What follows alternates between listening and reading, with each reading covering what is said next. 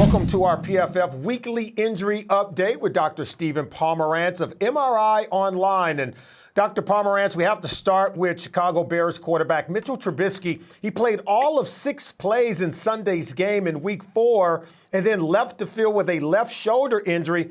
What more can you tell us about the injury? Well, you can see that fortunately, his non-throwing arm gets extended. And I shouldn't say fortunately, but his non-throwing arm gets extended, and you can almost see the top of his humerus bone, which is the ball that fits in the shoulder socket, kind of come down. So he had a shoulder dislocation, or at least a very severe subluxation on that side. Now, most of the time, those things either pop right back in, or when they get to the sideline, they pop them back in.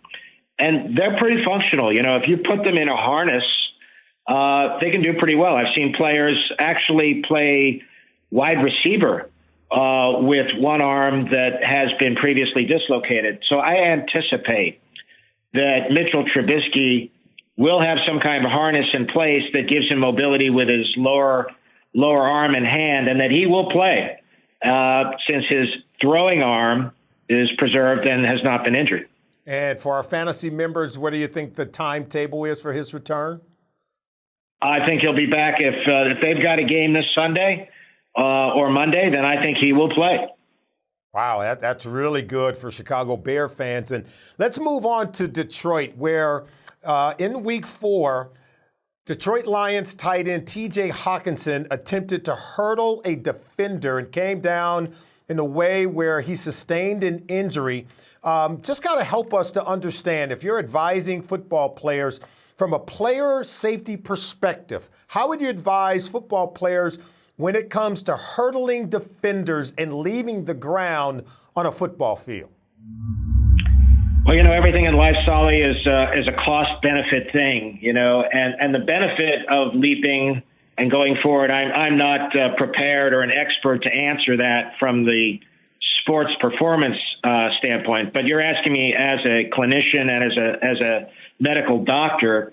I do know that there is a certain level or height where injuries to the head or injuries to even the spine when you fall get more severe. And that number that's often quoted is over 10 feet, 11 or 12 feet. So when you are hurdling somebody, especially your head, you know, your head is already 6 or 6.5 feet if you're 6'5" off the ground. Then you hurdle, so you jump, so you add 3 feet to that. You know, some people can get up pretty high. So now you're at 9.5 feet, and then you're lifted up a little bit by the individual that is tackling you. So now you're above 10 feet. So you now automatically increase your risk of a more serious spine or brain insult by performing that maneuver. So from a medical standpoint, I would strongly advise against it.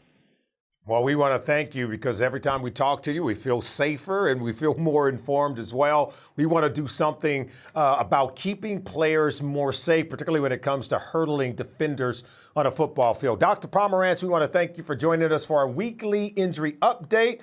That is Dr. Pomeranz with MRI Online. Thanks for watching the PFF YouTube channel. And if you want to subscribe, all you have to do is push the button. Don't forget everything you get. A little fantasy, push the button. A little green line for the gambling aspects of the game, push the button. College football, push the button. The YouTube channel from PFF.